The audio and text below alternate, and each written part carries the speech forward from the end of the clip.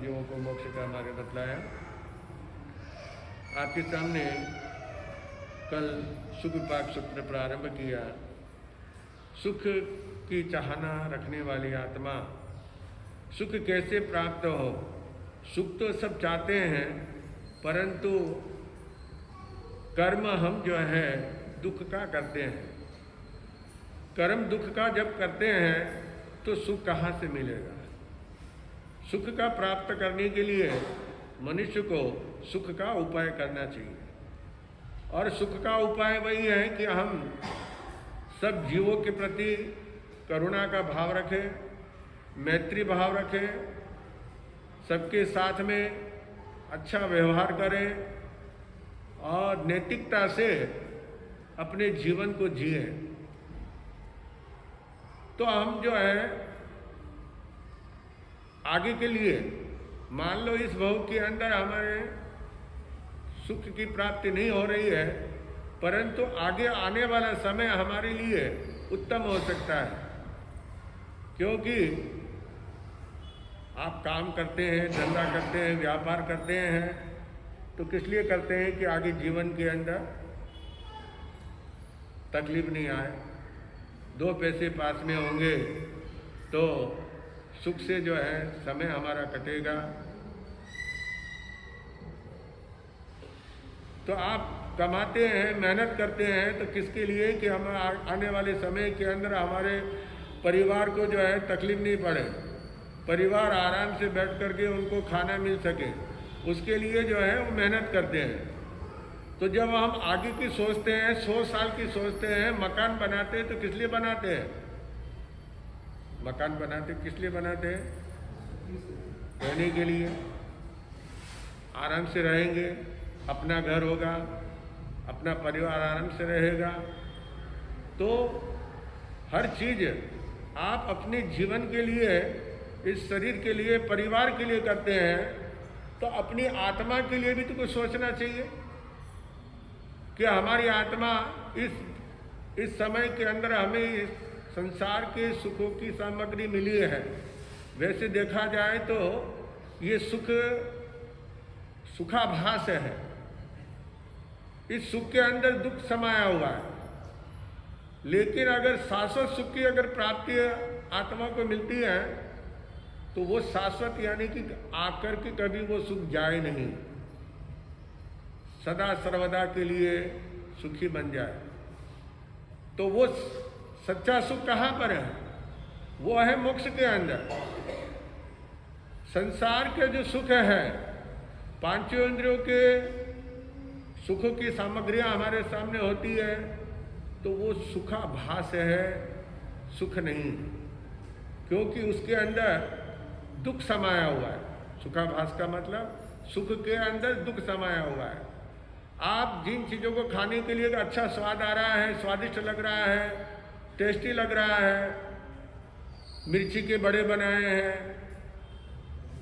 अच्छे लगते हैं खाने के अंदर, लेकिन ज़रूरत से ज़्यादा खा लिया, क्या होगा, तकलीफ हो जाएगी। और अगर जिसके मसा की पल्स की बीमारी है, उसने खा लिया तो और ज़्यादा तकलीफ हो जाएगी। शुगर की बीमारी के अंदर जो है डॉक्टर मना करता है कि शक्कर नहीं खाना, जब मना करते हैं तो और खाने की इच्छा होती है ना। और घर वाले जो है ध्यान रखते हैं। एक बात, एक घर के अंदर जो है वो शुगर की बीमारी थी, मीठा खाना मना था, तो वो दादाजी जो है वो देखते कि बच्चे जो है वो मिठाइयाँ खा रहे हैं, कभी हलवा बना के खा रहे हैं, कभी लापसी बना के खा रहे हैं, कभी गुलाब जामुन खा रहे हैं, कभी रसगुल्ला खा रहे हैं, रसमलाई खा रहे हैं, घेवर खा रहे हैं। तो अब दादाजी के मन में आता, लेकिन वो दादी जी थी ना, है ना, सेठानी, वो बराबर ध्यान रखती, जब बच्चे खाने के लिए बैठते तो सामने बैठती थी वो, नहीं तो कभी कभी दादाजी जो मौका देखते तो हाँ। और खाने की अब वो सेठ के मन में आता है कि बच्चे सब खा रहे हैं, मुझे मेरी भी खाने की इच्छा हो रही है, लेकिन डॉक्टर ने साहब मना किया है, मना किया फिर भी खा सकता हूँ, लेकिन ये सेठानी जो है सामने है, छाती पे बैठी रहती है, इसलिए खा नहीं सकता। मन में आता है परंतु खा नहीं सकता। तो ये जो बीमारी के लिए डॉक्टर मना करता है वो चीज़ हमारी खाने की इच्छा होती है, लेकिन वो खाने से हमको क्या होता है और तकलीफ हो जाती है।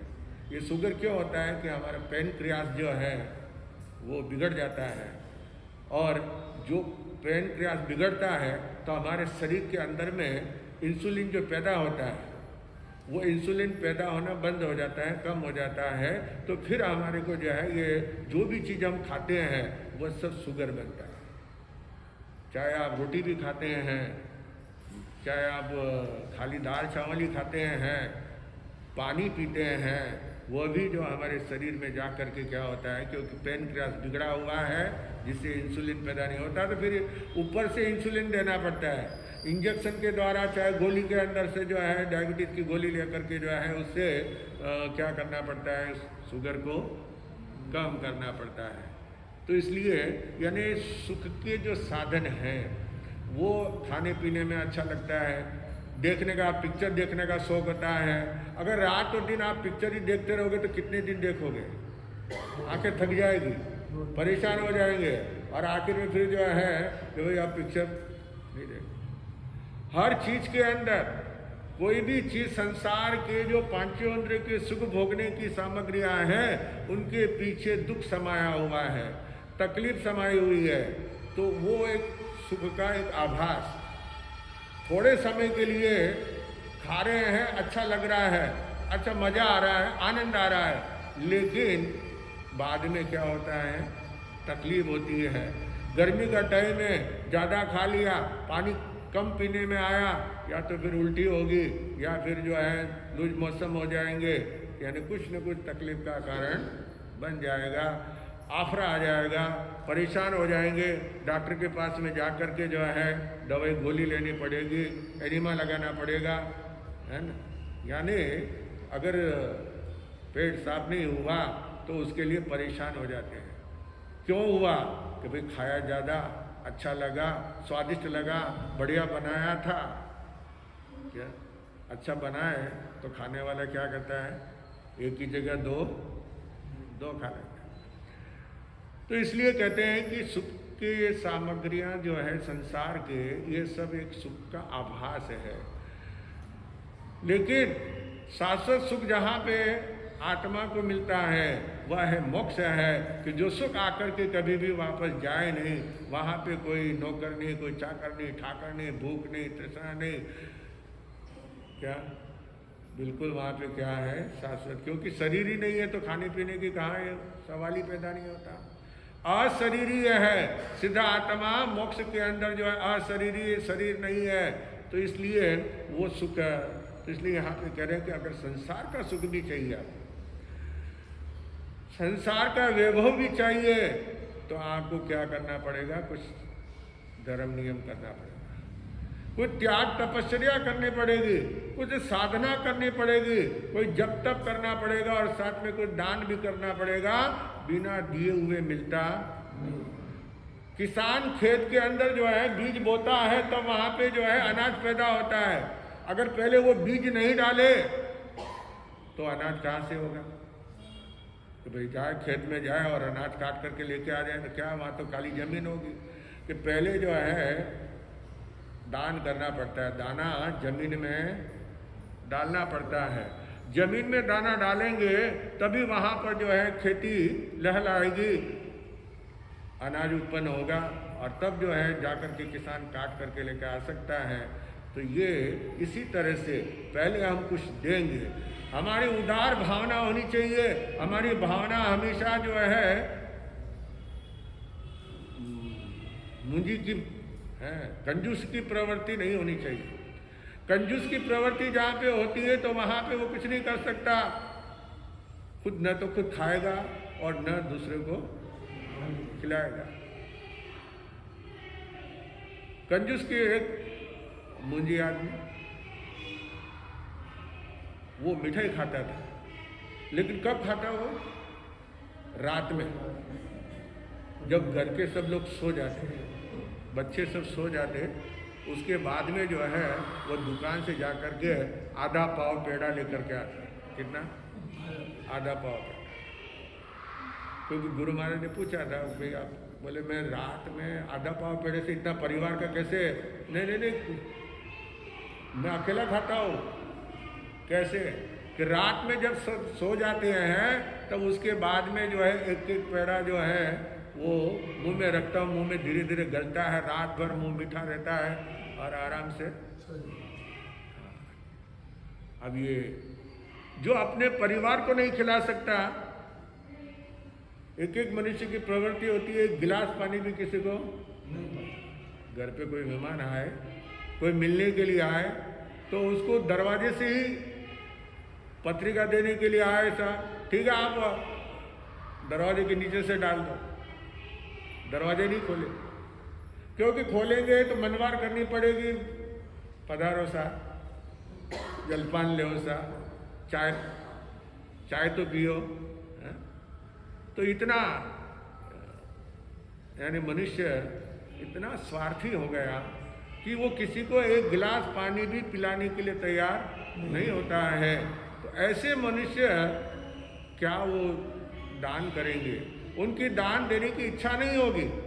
दान वही दे सकता है जिसके मन में उदारता का भाव पैदा होता है कि मैं दान दूं। तो यहाँ पे सुखी होने का आपको बता रहे हैं।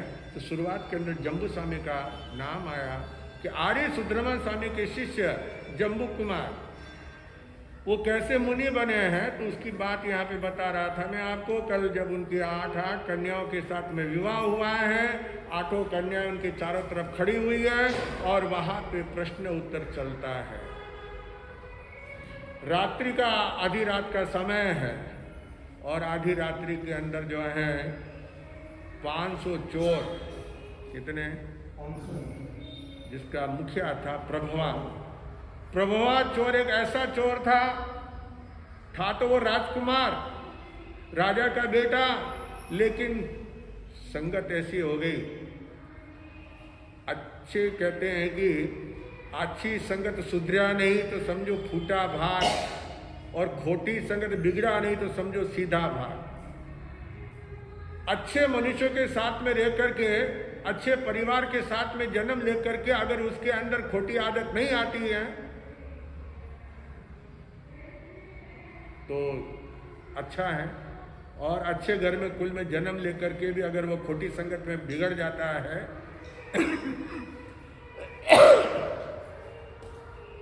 कई लोग शराब पीना शुरू कर देते हैं, जुआ खेलना शुरू कर देते हैं। पहले थोड़ा सा उनको जिताते हैं कि भाई देखो खेलना, मज़ा आएगा, आनंद आएगा, टाइम पास हो जाएगा, है ना। पहले थोड़े पैसे लगाते हैं, फिर धीरे धीरे बढ़ते बढ़ते फिर ज़्यादा जोश आ जाता है। अरे इस जुआ से तो जो है पांडवों का राज चला गया, इस जुआ से नल राजा का राज चला गया। जुआ से कोई जो है उभर कर नहीं आया। तो ये व्यसन हमारे जीवन में आ जाता है। खोटे आदमी के साथ में रह करके, व्यसनी आदमी के साथ में रह करके हमारे जीवन में भी व्यसन आ जाता है। तो इसलिए कहते हैं कि वो राजकुमार जो है, उसके जो दोस्त बने थे वो ऐसे खोटे स्वभाव के थे। चोरी करना, छोटी मोटी, पहले बचपन में तो छोटी छोटी चोरी करते हैं, फिर बाद में धीरे धीरे बड़ी चोरियां करते हैं, है ना। तो इस तरह से जो है फिर राजा ने, जब जनता बहुत त्रस्त हो गई और जब राजा के सामने ये बात आई तो राजा साहब ने अपने बेटे को समझाने का प्रयास किया, लेकिन वो नहीं समझा पाए, वो उसकी आदत नहीं सुधरी। तो राजा साहब ने जो है उसको देश निकाला दिया कि मेरा बेटा है, ये सोच करके उसको नहीं रखा, लेकिन उसको देश निकाला दे दिया। जंगल में चला जाता है राजकुमार, और जंगल में वहाँ पे जो उसने साथी धीरे धीरे इकट्ठे किए, 500 चोर की संख्या हो गई और वो सबका लीडर बन गया। और बड़ी बड़ी चोरियाँ करते थे, वो छोटी चोरी नहीं करते थे, मामूली मामूली आदमी की चोरी, बड़े बड़े राज खजानों के अंदर, बड़े बड़े सेठों के तिजोरी के ताले तोड़ना। और सबसे बड़ी बात यह थी कि उसके पास में विद्या थी। उस विद्या से जो है वह कैसा भी ताला हो उसके हाथ लगाते के ताला खुल जाता, घर के लोग सो जाते थे। ऐसा जो है वह विद्या में पारंगत हो गया था।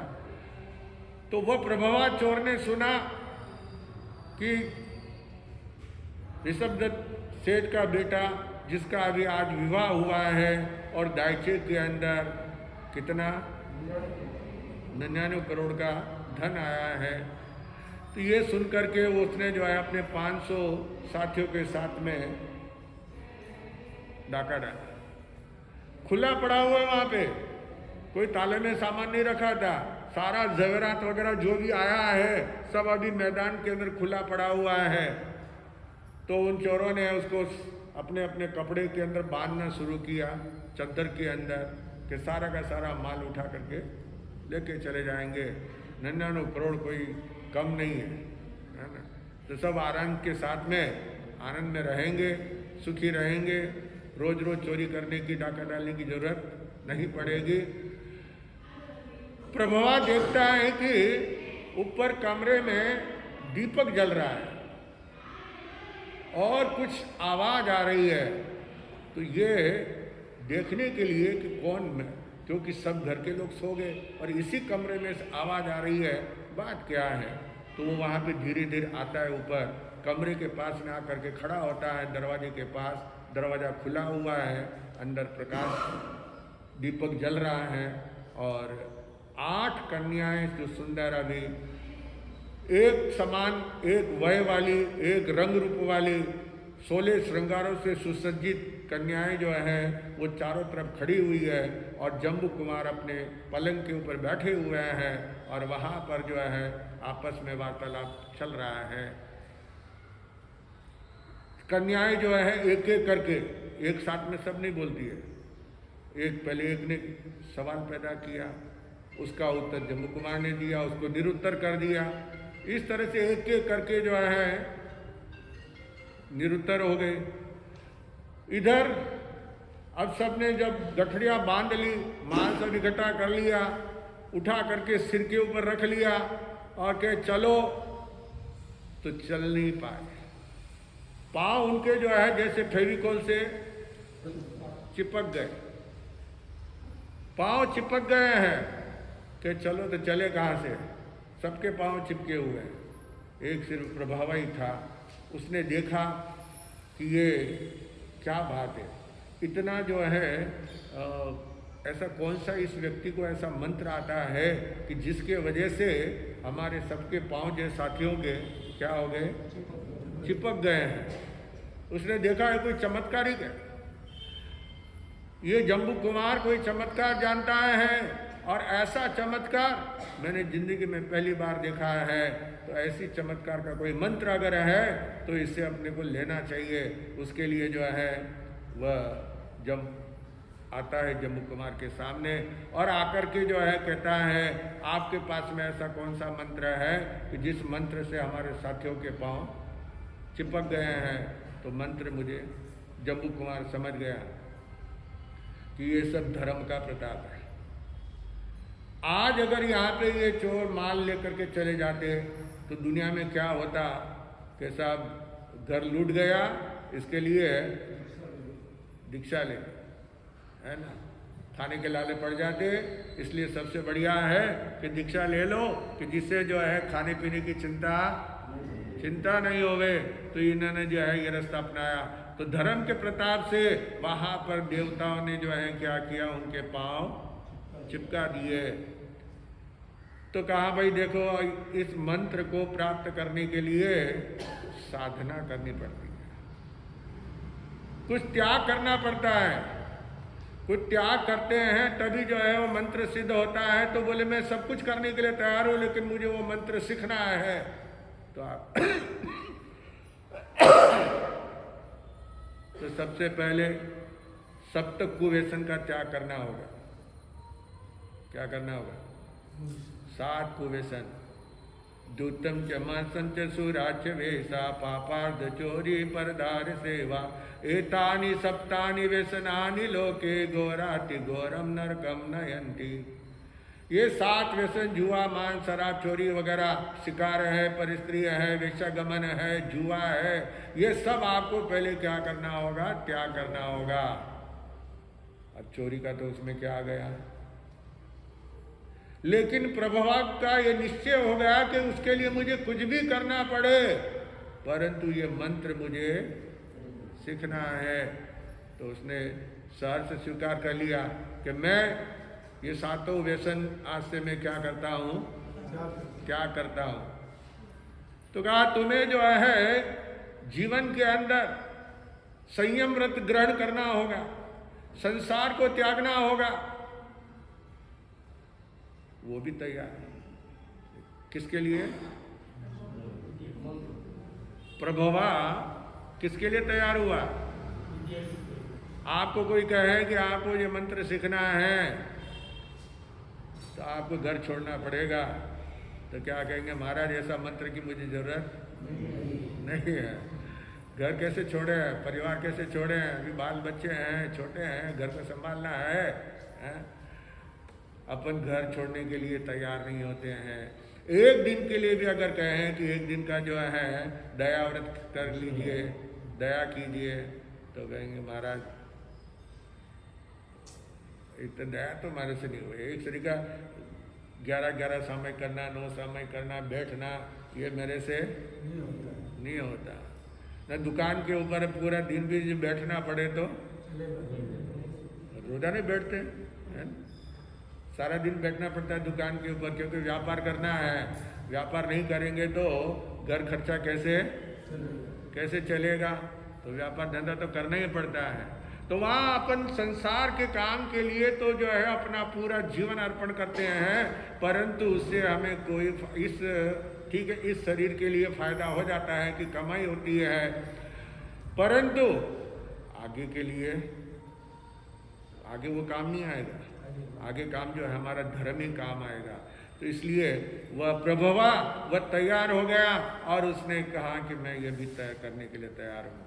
तो उसके देखिए जम्बू कुमार के उस वैराग्य से ऐसा रंग जमा था कि 8 कन्याएं जो विवाह करके आई थी वो कह रही थी कि हम जम्बू कुमार को जो है समझा देंगे, पिघला देंगे।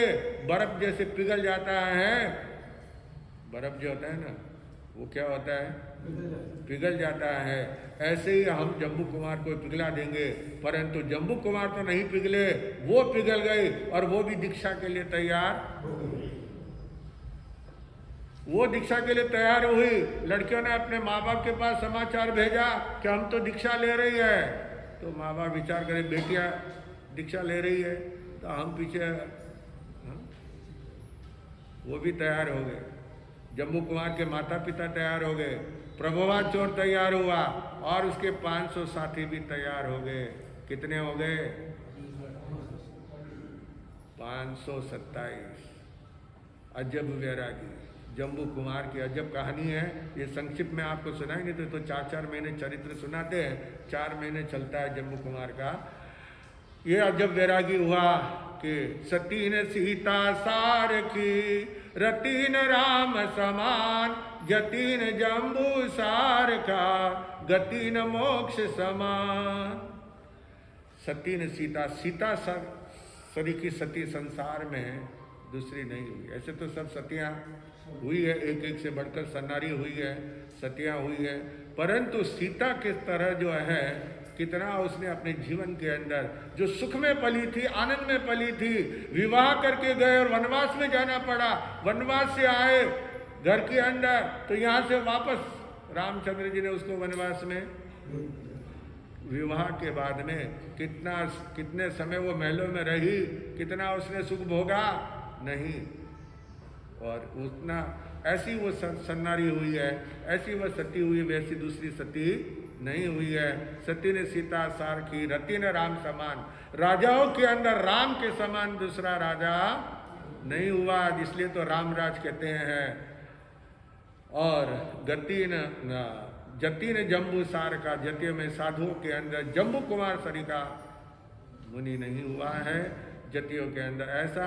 और गति ने चारों गतियों में पांचवी गति जो है, ये पांचवी गति मोक्ष है। ये चार गति गता गति है, आना और जाना लगा रहता है। चार गति के अंदर नरक, त्रियंच, मनुष्य और देव, ये चार गति है। और पांचवी गति क्या है? मोक्ष है। वो गति है, आगति नहीं है। मोक्ष में जाने के बाद में वापस वहां से आना नहीं है। और चार गतियों में तो ये हमारा जीव 84 लाख जीव है, उन्हीं के अंदर क्या कर रहा है? भटक रहा है। तो इस तरह से जो है यहाँ पे अंतेवासी यानी गुड़सिलक उद्यान के अंदर जो सुधर्मा स्वामी पधारे हैं और उनके शिष्य जम्बू स्वामी जो हैं वो हमेशा अपने गुरु की परिउपासना में, सेवा में संलग्न रहते थे। शिष्य जो होता है वो अंतेवासी कहलाता है। अंतेवासी कब कहलाता है? कि गुरु के हमेशा सामने रहता है। गुरु के सामने बैठना उठना वगैरह सारा कार्य जो है गुरु की आज्ञा से करता है। और ऐसा नहीं, आज के ज़माने में तो क्या हो गया, तो गुरु नीचे बैठा है तो चेला ऊपर रहता है, चेला ऊपर है तो गुरु नीचे चला है तो गुरु ऊपर है ना, यानी ऊपर नीचे रहेंगे। कुछ काम होता है गुरु को तो आवाज़ लगानी पड़ती है, क्या काम है, क्यों बुलाया, इतने सवाल पैदा कर। लेकिन पहले शिष्य जो है गुरु के सामने, नजरों के सामने रहता था और इंगियागार संपन्न है। गुरु अभी इस समय क्या चाहते हैं, उनको अगर पानी पीने की इच्छा हो रही तो खाली इशारे से जो है शिष्य समझ जाता था। उनको अभी बाहर जाना है, उनको अभी आराम करना है, तो शिष्य जो है वो समझ जाता था, उसके अनुसार सारा वो कार्य करता था। आज जो है क्या है, गुरु कहीं है, चेला कहीं है। तो इसलिए अंतेवासी शिष्य जो होता है वो पूरा गुरु का पूरा ख्याल रखते हैं, गुरु की सेवा में रहते हैं। तो ऐसा जो है यहाँ पे आर्य जम्बू स्वामी, उनके मन में अनेक प्रकार के जिज्ञासा उत्पन्न होती है, मन में प्रश्न पैदा होता है। कुछ लोगों के मन में प्रश्न पैदा होता है लेकिन वो शर्म के मारे बोलते नहीं हैं, पूछते नहीं हैं। तो ये कि जब भी जिज्ञासा होवे, चाहे कैसा भी प्रश्न है, तो जा कर के हम प्रश्न कर सकते हैं। तो यहाँ पे आर्य सुधर्मा स्वामी से जम्बू स्वामी जो है उनके मन में जो जिज्ञासा उत्पन्न हुई है उसका समाधान पाने के लिए वे आर्य सुधर्मा स्वामी के पास में सामने आकर के विधि सहित पहले वंदना करते हैं। वंदना करके फिर जो है विनय के आसन से सामने बैठ करके हाथ जोड़ करके विनय से एक प्रश्न करते हैं कि हे प्रभु,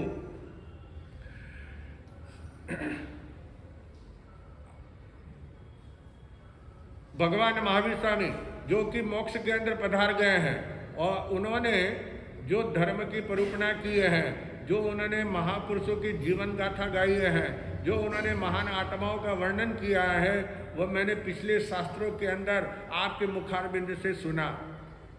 लेकिन अब यहाँ पे मेरे मन में जो है ये इच्छा उत्पन्न हुई है कि इस सुख विपाक सूत्र के अंदर प्रभु महावीर ने किसका भाव फरमाया है, क्या वर्णन किया है, वह मेरी सुनने की इच्छा है।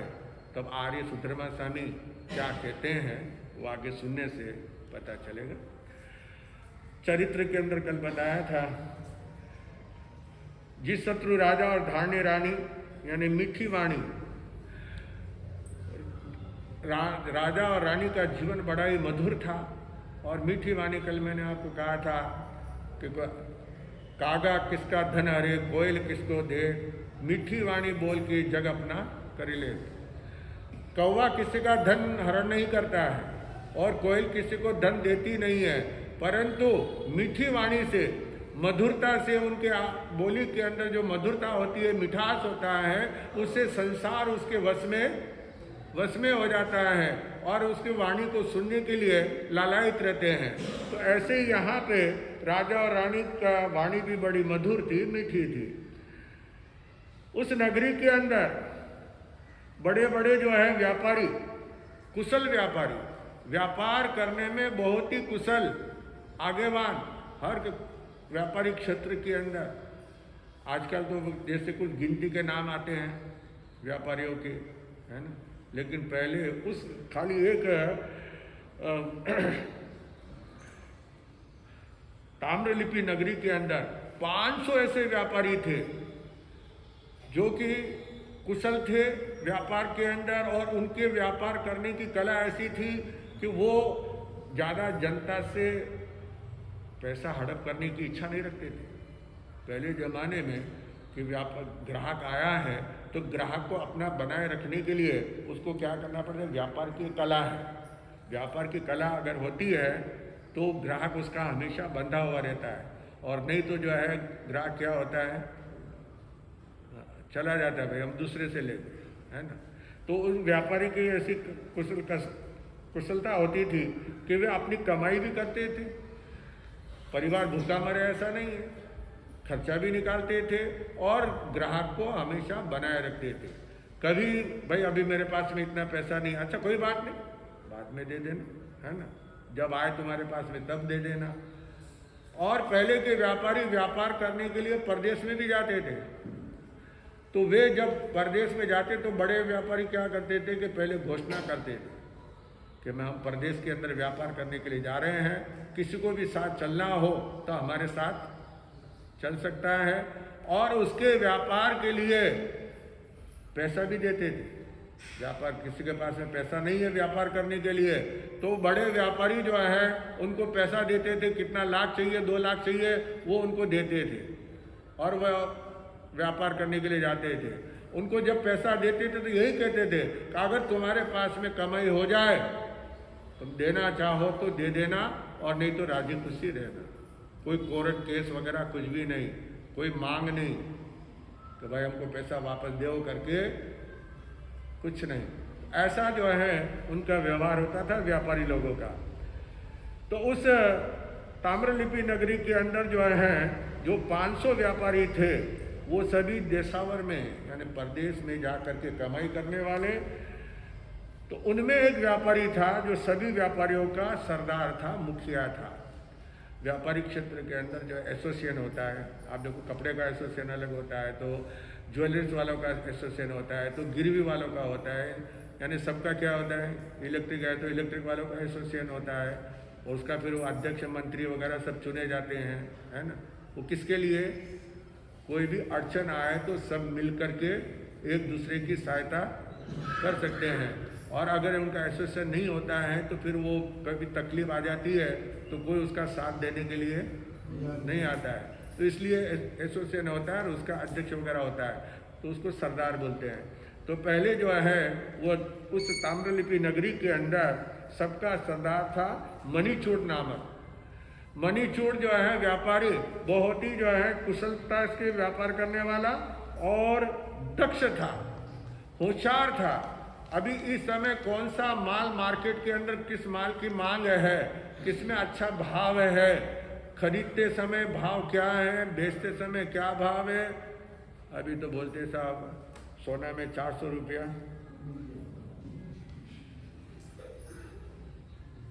चांदी में 5,000। क्या सरकार है, अरे जो चीज घटाना है वो चीज तो घटाते नहीं है। सोना कोई खाया नहीं जाता है, चांदी कोई खाई नहीं जाती है, ये तो श्रृंगार की चीजें हैं। खाने के लिए तो क्या चाहिए, खाद्य पदार्थ, है ना, वो सस्ती करनी चाहिए। ये तो उल्टे मारते हैं ना, है ना। तो खाद्य पदार्थ जो चीजें हमारे उपयोगी चीजें दैनिक कार्य जीवन के अंदर उपयोग में आती है, उन वस्तुओं का मूल्य घटाना चाहिए, जिससे जो है जनता त्रस्त नहीं होवे, जनता तकलीफ नहीं पाए। तो वो तो नहीं करते हैं कैसा मशीनों में कम कर दिया, और मशीनों में कम करने से तो बड़े बड़े व्यापारियों को क्या फायदा होगा, किसको फायदा होगा, जो मशीनें लगाने वाले हैं, फैक्ट्री चलाने वाले हैं, उनको फायदा होगा। बाकी जो है किसको फायदा होगा, जो बेचारा अनाज रोटी खा करके अपना जीवन गुजारा करता है, उसको क्या फायदा होगा उन मशीनों से। टीवी के ऊपर कम कर दिया पैसा, तो टीवी करने वो रोज कौन टीवी काम में ले रहे हैं, तो ये चीज़ें जो चीज़ें उपयोग में आने वाली वस्तुएं हैं जिससे जनता को जो है सुख मिले, ऐसा जो है होना चाहिए। तो ये दक्ष था, दयालु था, मणिचूड़ व्यापारी दक्ष होशियार था और दयालु, यानी हृदय के अंदर दया भरी हुई थी, करुणा भरी हुई थी, सबके जीवन में सबके प्रति जो है करुणा का भाव रखता था और दानी था, उदार हृदय। किसी को भी कोई चीज़ की जरूरत है, पहले ज़माने में इतने वो दानी होते थे, दयालु होते थे कि कोई तकलीफ में है तो उसको कैसे सहायता पहुंचाना, क्योंकि और लोग तो जो है मांग करके क्या करते हैं, तो मांग करके जो है कि हमको ये चाहिए वो चाहिए। लेकिन हमारे समाज जो है, जैन समाज एक ऐसी समाज है कि गरीबी के अंदर वे भी हाथ फैलाना नहीं चाहते। तो ऐसी परिस्थिति के अंदर तो बड़े बड़े सेठ उस समय क्या करते थे उस जमाने के अंदर कि घर में छाछ लेने के लिए जो लोग आते थे उन छाछ के बर्तन के अंदर मोहरे डाल देते थे। मोहरे काय की हुए सोने के, है ना, सिक्के, वो जो है उस छाछ के अंदर डाल देते थे। वो घर वाला वापस जब छाछ खाली करता, जब वो मोहरे नजर आती तो वापस वो ला करके देते। उनका सब हमारे ऐसे नहीं है, आपके घर में कहीं गिर गए होगे, इसके अंदर आपने ध्यान नहीं दिया होगा, बर्तन उठा करके लेके आए, बर्तन में आ गए। यानी वो गुप्त रीति से बिना नाम प्रचार किए हुए इस प्रकार से जो है वो साधर्मी की सहायता करते थे।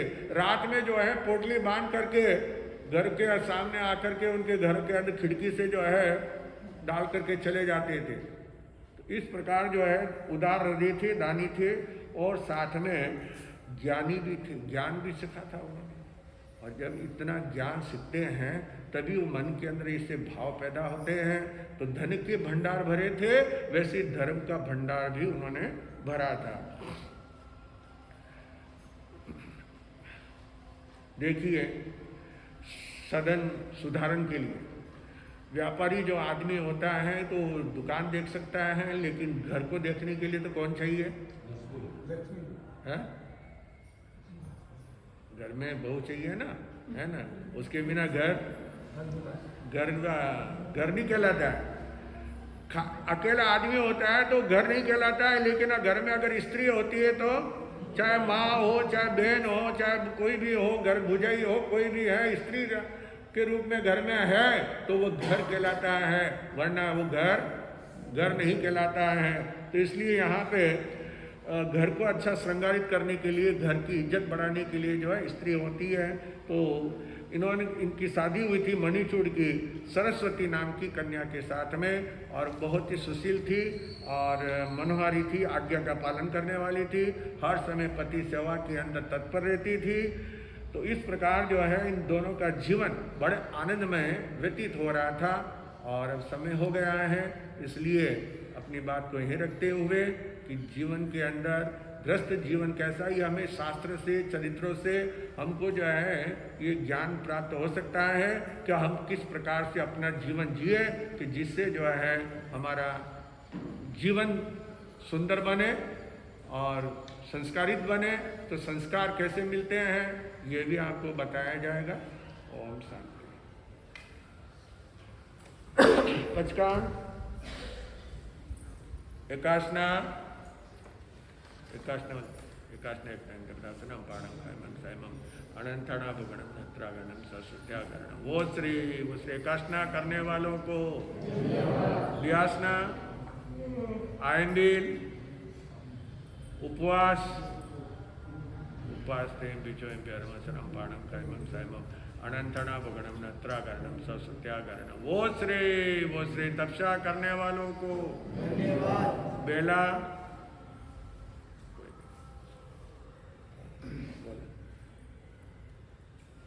अर्थ विराजित परम गुरुदेव धर्म तपस्वी विमल मुनि साहब के सुशिष्य स्वर्ण संयम आराधक जिन शासन प्रभावक सेवा चक्रवर्ती परम पूज्य गुरुदेव श्री वीरेंद्र मुनि जी महाराज साहब के पावन चरणों में कोटि कोटि वंदन। इस धर्म सभा में पधारे सभी गणमान्य श्रावक श्राविकाओं को प्रणाम। बाहर से पधारे हुए सभी महानुभावों के लिए जैन भवन उत्तम अंकित विला में ऊपर चौके में भोजन की व्यवस्था रखी गई है। आपसे करबद्ध निवेदन है कि श्री संघ को आपकी सेवा का अवसर जरूर दे। इस प्रवचन के बाद श्री संघ की तरफ से प्रभावना भी रखी गई है, सो अवश्य लेकर पधारें। जैसे कि आप सभी को ज्ञात है, कल सूचना दे दी गई थी कि संघ आपके सामने एक योजना लेकर आया है। योजना का नाम है श्रोताओं की परीक्षा। तो इस श्रोताओं की परीक्षा की श्रृंखला आज से शुरू हो रही है, जिसमें हम 3 सवाल पूछेंगे। आप सभी से करबद्ध निवेदन है, अनुशासन का प्रयोग कीजिए, अनुशासन का पालन कीजिए। जिन किन्हीं को इसका जवाब पता है उन्हें सिर्फ अपना हाथ ऊपर करना है।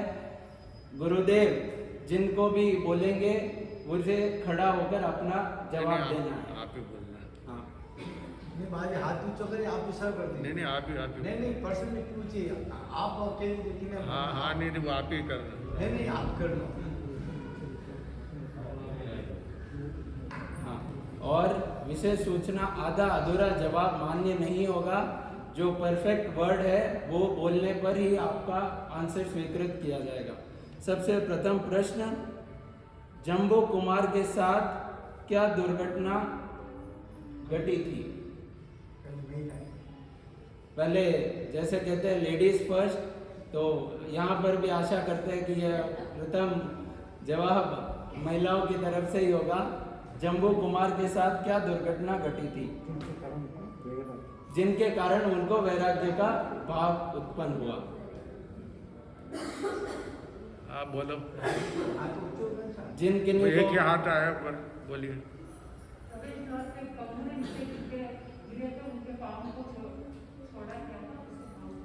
क्या आवाज नहीं? थोड़ा जोर से।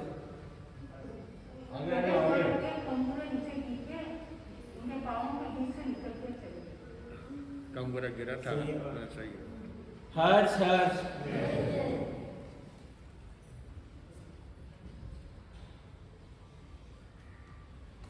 दूसरा प्रश्न, पुरुषों की तरफ से जवाब आना चाहिए, देखते हैं क्या होता है। कितने सदस्य रहने पर पुराने जमाने में घर कहलाया जाता था? कितने सदस्य रहने पर पुराने जमाने में घर कहलाया जाता था? पहले आपका हाथ का है।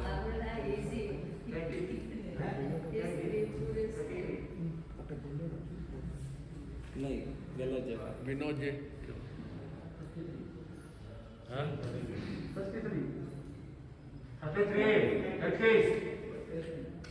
32।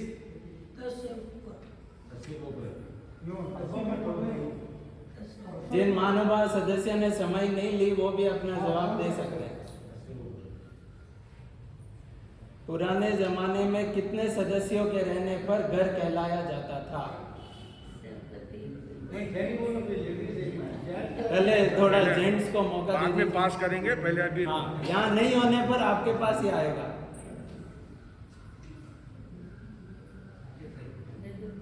आज लगता है पुरुषों ने थोड़े मामला की बादाम में कम खाई। 1 2 3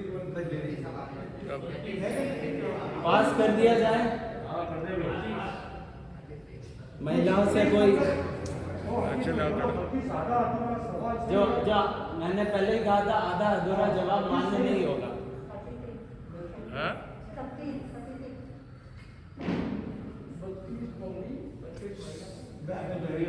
नहीं, अभी जैसे गुरुदेव ने प्रवचन में कहा था कि दायरा भाव राते किया, अभी महिलाओं के बारे में।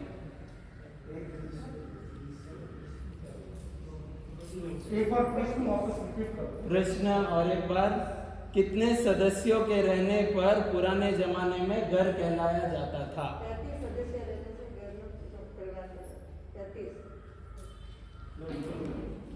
आधा। इसके अंदर 32 महिलाएं और 33 पुरुष रहते हैं तो परिवार कहलाता है। हर्ष हर्ष। आप आधा जवाब दे रहे हैं ना, आधा ही जवाब हो रहा है। आधा जवाब मान्य नहीं होगा। और अंतिम सवाल,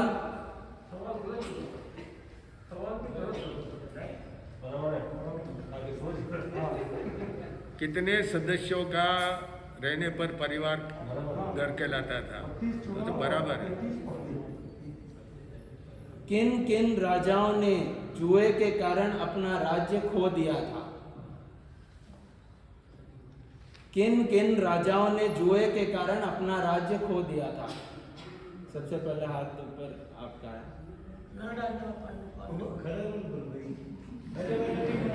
हाँ, नल राजा। सही है बात। बहुत बहुत आभार। इसी तरह सभी से निवेदन है कि प्रवचन में निद्रा देवी की गोद में से उठकर प्रवचन में सिर्फ 9 से 10, गुरुदेव ने भी समय का काफी ध्यान रखते हैं, 9 से 10 अपना पूरा कान मन दिमाग यहीं पर रखे और अगले श्रृंखला में आपसे और क्वेश्चन किए जाएंगे। और कोई जिन आज्ञा विरोध कुछ बोला हो तो मिच्छा में। आज की माला सुमतिनाथ भगवान, 5वें तीर्थंकर सुमतिनाथ भगवान के नाम की एक माला फेरना, और अभी जब तक नहीं खाओ फिर तब तक का पचकाना दुनता महता वैसा कैसा तसन वो श्री मंगल पाठ। चतारी मंगलम हरियंता मंगलम सिद्धा मंगलम साहू मंगलम केवले परंतो धमो मंगलम। चतारी लोगतमा हरियंता लोगतमा सिद्धा लोगतमा साहू लोगतमा केवले परंतो धमो लोगतमा। चतारी शरणम पवज्जामि हरियंते शरणम पवज्जामि सिद्धे शरणम पवज्जामि साहू शरणम पवज्जामि केवले परंतो धमो शरणम पवज्जामि। हरियंतों का शरण सिद्धों का शरण साधुओं का शरण केवल प्रपिदाय धर्म का शरण चार मंगलिक चार उत्तम। और सन्नानी कोई होगा जो भवि प्राणी करे आराधन